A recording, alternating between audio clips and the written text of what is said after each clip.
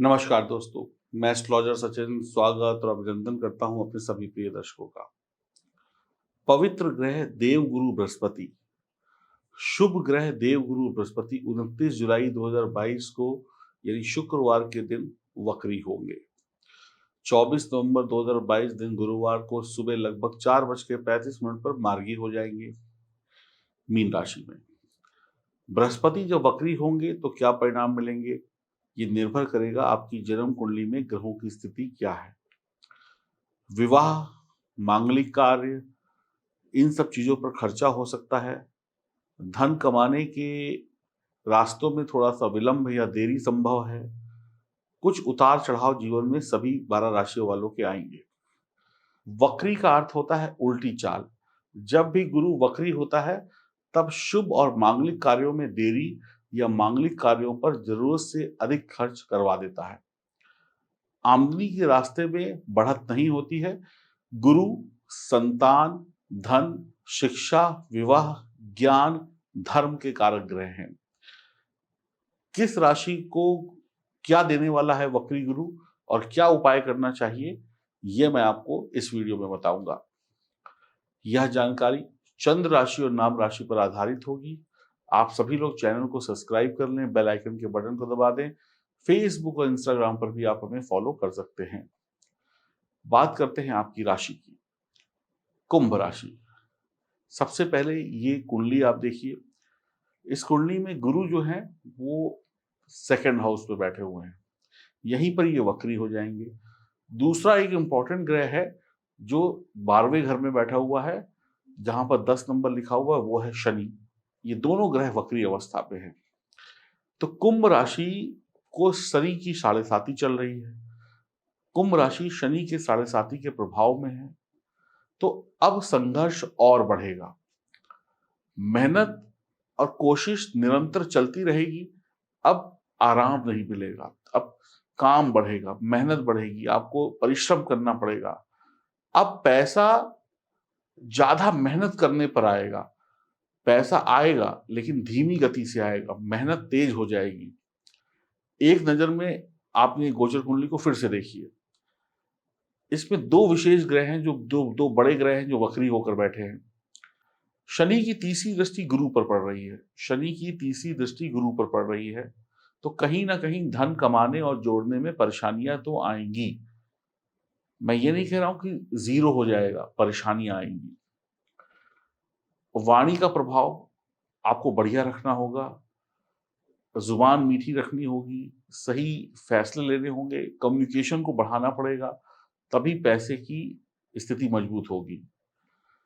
अब आप अपनी वाणी, अपने शब्दों के जाल से सामने वाले को कन्विंस कर लेंगे। इस समय में आप एक अच्छे सेल्समैन बन जाएंगे। कहते हैं ना कि वो अच्छा सेल्समैन वही है जो गंजे को कंघी बेचे। तो अब आपको कन्विंस करना पड़ेगा हर एक क्षेत्र में। ज्यादा कन्विंस करना पड़ेगा। ज्यादा पहले माल हाथों हाथ बिक जाता था। पहले बात 2 मिनट में समझ में आ जाती थी। अब आपको घंटों समझानी पड़ेगी। बार बार एक ही बात को रिपीट करना पड़ सकता है। 2 बार नहीं, 4 बार एक व्यक्ति से मिलना पड़ सकता है। आपकी कन्विंसिंग पावर बढ़ जाएगी, लेकिन आप अंततः कन्विंस कर लेंगे। पारिवारिक जीवन में आपको बहुत ध्यान देना होगा। परिवार में कलह कलेश ना हो, परिवार में वाद विवाद ना हो। परिवार में कई बार ऐसा होता है कि आपके ऊपर कोई झूठे आरोप लग जाएं, आपकी बदनामी हो जाए, जो काम आपने नहीं किया उसकी भी सजा आपको मिल जाए, ऐसा भी हो सकता है। ऐसा कार्य क्षेत्र में भी हो सकता है। तो बचकर रहना होगा दोनों जगहों पर, कार्य क्षेत्र और घर दोनों जगह पर, कि माहौल ना खराब हो और आपके ऊपर झूठे आरोप ना लगे। नौकरी में लटके हुए अटके हुए काम पूरे हो जाएंगे। जो बहुत दिनों से अटके हुए काम थे, जो बन ही नहीं रहे थे काम, वो इस समय में पूरे होने की अच्छी संभावनाएं बनी हुई हैं। गुरुदेव 5वीं दृष्टि से छठे भाव को देखेंगे, जहां पर कर्क राशि है, और शनिदेव की 7वीं दृष्टि भी वहां पर पड़ेगी। तो छठे भाव को दोनों ही ग्रह देखेंगे, एक अपनी 5वीं दृष्टि से और एक अपनी 7वीं दृष्टि से। तो आप ये समझ लीजिए कि सेहत के मामले में आपको सावधानी रखनी होगी, खुद को संभाल कर रखना होगा। गलतियां मत करिएगा, गलतियां हैं तो उसे सुधार लीजिए। नहीं तो धन संबंधी मामले में आप गलत फैसले ले लेंगे, गलत जगह पे इन्वेस्ट कर देंगे, गलत लोगों के साथ इन्वेस्टमेंट कर लेंगे, गलत फैसले ले लेंगे, तो आप ये समझ लीजिए आपको नुकसान हो जाएगा। जो फैसले लिए जा चुके हैं, पहले भी लिए जा चुके हैं, एक बार अगर मौका लगता है तो उस पे पुनः विचार करके उन फैसलों को सही कर लें, वरना नुकसान हो जाएगा, उल्टा आपके ऊपर ही कर्ज चढ़ जाएगा। वर्तमान समय में फालतू के खर्चों के बोझ से आप मुक्ति नहीं पा पाएँगे अगर गलत फैसले लेंगे, और बोझ चढ़ते चले जाएँगे। तो फालतू के खर्चों को आपको खत्म करना है यहाँ पर सोच समझकर। भोजन हल्का करेंगे। बाजार का जो तामसिक भोजन है, मांस, मछली, मसालेदार भोजन, चटकारेदार भोजन, ये सब कुछ आपको बहुत परेशान करेगा। रात की नींद हराम हो जाएगी। कभी चूरन खाएँगे, कभी गैस की गोली खाएँगे, कभी पेट दर्द की गोली खाएँगे। आमाशय में प्रॉब्लम आ जाएगी, यानी खाना पचेगा नहीं, तो समझ लीजिए पेट गुड़गुड़ गुड़गुड़ करता रहेगा हमेशा।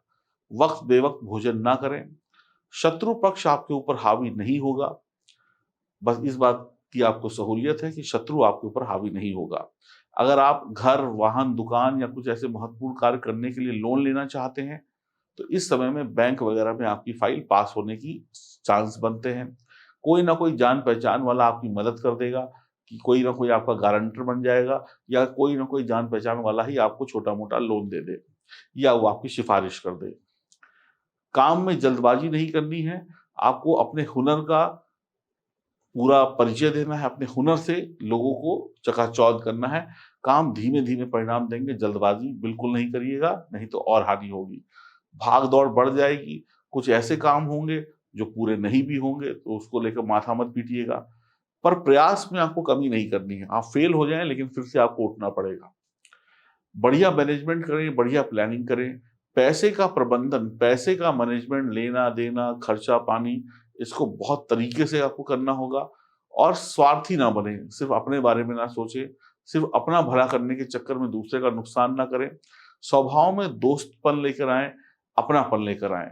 मित्रों से ईर्ष्या भाव ना रखें, जोश में बड़ी-बड़ी गप्पे ना मारें, इधर-उधर की बातें ना हाँकें। बच्चे हों या पति-पत्नी हों, इन सबको, बच्चों को, पति हो या पत्नी हो, चाहे आप महिला हो, चाहे आप पुरुष हो, दौलत संबंधित परेशानी आने पर आपा नहीं खोना है। अब मान लीजिए बच्चों को पॉकेट मनी मिलती थी रोज के ₹100, अब जब पिताजी की इनकम कम हो गई तो पिताजी ने ₹25 देना शुरू कर दिया या ₹20, तो बच्चे आपा ना खोएं। अब पत्नी को घर खर्च मिलता था ₹10,000 महीना, अगले महीने ₹7,000 मिला तो पत्नी भी आपा ना खोए। पति को इनकम कम हुई, चाहे व्यापार है, चाहे नौकरी है, तो वो भी आपा ना खोए, कि पत्नी कि पति बीवी पे गुस्सा निकाले, बीवी बच्चों पे गुस्सा निकाले, बच्चे कहीं और गुस्सा निकालें। तो इनकम, अब पैसे का प्रवाह कम होगा तो सबकी ऊपर इसका थोड़ा-थोड़ा प्रभाव पड़ेगा। या फिर एक चीज़ होगी, दूसरी चीज़, इस बात को भी गाँठ लगा लीजिए, या तो फिर आपने जो पिछले दिनों अपने बैंक में पैसा जमा कर रखा है ना, लाखों करोड़ों रुपए, जो भी है, उसको निकाल-निकाल के खाएँगे। कमाई कम हो रही है, मान लीजिए महीने में ₹50,000 की कमाई कम हो गई, इस बार धंधा ₹50,000 का कम हुआ, तो 50,000 आपने बैंक से निकाल लिया, तो बराबर हो गया। फिर वैसे तो कहीं न कहीं तो खाली होगा। ऐसा भी कुछ लोग करेंगे, उनकी जो जमा पूँजी है वो कम होती चली जाएगी। एक-दूसरे का सपोर्ट करें, थोड़ा वक़्त गड़बड़ होता है तो एक-दूसरे का साथ देना चाहिए। रुकावट और थकावट का डटकर आपको मुकाबला करना पड़ेगा, ये दोनों चीज़ें होंगी लाइफ़ में अब। रुकावट भी होगी, थकावट भी होगी। आमदनी के नए रास्ते भी बनेंगे, लेकिन आमदनी उतनी तेज़ी से नहीं होगी। साझेदारी के कामों में आपको नज़र बना के रखना है अपने पार्टनर के ऊपर। जीवन साथी के साथ खुलकर बातें करें, जो परेशानी है वो उसे बताएँ। जीवन साथी को अब आप परेशानी ना बताएँ, पत्नी को ये ना बताएँ कि मेरी बिक्री कम हो रही है या मेरी सैलरी रुक गई है। वो तो अपना डिमांड करेंगी, उनको बताएँगे तो फिर कोई रास्ता निकलेगा। बातें चुराएँ नहीं। अपनी आँख का ध्यान रखें, आँखों में समस्या आ सकती है। खर्चे पूरे होंगे पर धीमे-धीमे होंगे, सब ठीक हो जाएगा, सब्र रखिएगा। आप जितना सोचेंगे, उतना ही आपको क्या कहते हैं शायद लाभ ना हो। सोचिए-विचारिए नहीं, एक्शन का वक़्त है, ध्यान से काम करिए। है ना? सोच-विचार में आप ढीले पड़ जाएँगे और फिर रिस्क नहीं लेंगे तो फिर और कमाई कम हो जाएगी। तो इतना भी मत सोचिए कि इस गोचर काल में आप बिल्कुल गरीब होने वाले हैं। थोड़ा बहुत फ़र्क पड़ेगा, थोड़ा बहुत घाटा होगा, जिससे आप जल्द ही उभर जाएँगे। मैनेजमेंट से घर चलाएं, मैनेजमेंट से नौकरी करें, मैनेजमेंट से व्यापार करें और चालाकी से अपने सीनियर से बात करें। आपके ऊपर पता है आपको कि आपके ऊपर थोड़ा बोझ बढ़ रहा है, लेकिन किसी के ऊपर कुछ जाहिर ना होने दें। विपत्ति, अब एक ही उपाय मैं आपको यहाँ पर बता रहा हूँ, जो भी कुंभ राशि के लोग हैं, जब भी आपको ऐसा लगे कि आप परेशानी में फँस गए हैं, विपत्ति में फँस गए हैं, तो मंदिर जाएँ, जो भी भगवान आपके को पसंद है, राम जी पसंद है, गणेश जी पसंद है, हनुमान जी पसंद है, उन देवी-देवताओं के मंदिर जाएँ, गुरुद्वारे जाएँ और भगवान से विनती करें, तो आपको इंसान के सामने हाथ जोड़ने की ज़रूरत नहीं है। अगर हाथ जोड़ना है, माथा झुकाना है, तो भगवान के मंदिर में जाके झुकाइएगा, गुरुद्वारे में जाके झुकाइएगा या धर्म स्थान पे जाके झुकाइएगा, बात बन जाएगी। इंसान के सामने हाथ जोड़ेंगे या माथा जोड़ेंगे, तो और परेशान हो जाएँगे। तो यही एक उपाय है आपके लिए कि ईश्वर के सामने घुटने टेक दीजिए, ईश्वर आपकी मदद कर देगा। इंसान नहीं कर पाएगा, इंसान बल्कि 2 बातें और सुना देगा। तो ये है इस परिवर्तन का रिजल्ट कुंभ राशि वालों के लिए। उम्मीद करता हूँ आप समझ गए होंगे, मेरी बात समझ में आई, तो चैनल को सब्सक्राइब करिए, बेल आइकन के बटन को दबाइए, फेसबुक और इंस्टाग्राम पे फॉलो करिए और कोई सवाल है, कोई जवाब है तो कमेंट बॉक्स में लिखिए। अब आपको एक और उपाय बता रहा हूँ, जिस उपाय से आप इस बृहस्पति के गोचर से काफ़ी हद तक इसके बुरे प्रभावों से बच जाएँगे, वक्री गोचर से। आपको क्या लिखना है? श्री हरि, श्री हरि या खाली हरि या हरि नाम लिख दें या श्री हरि लिख दीजिए कमेंट बॉक्स में। आपकी आधी परेशानियाँ खत्म हो जाएँगी। 1 बार लिखिए, 4 बार लिखिए, 10 बार लिखिए, कम से कम 11 बार लिखिए। आपको बहुत अच्छा लाभ होगा और जब तक ये गोचर चल रहा है, रोज़ वीडियो की कमेंट बॉक्स में श्री हरि लिखते रहिए, अपने मन में भी स्मरण करते रहिए। और जब सारे लोग श्री हरि, श्री हरि, श्री हरि लिखेंगे एक साथ, तो फिर सोचिए भगवान तक वो आवाज़ शीघ्र पहुँचेगी। हरि ओम, नमस्कार।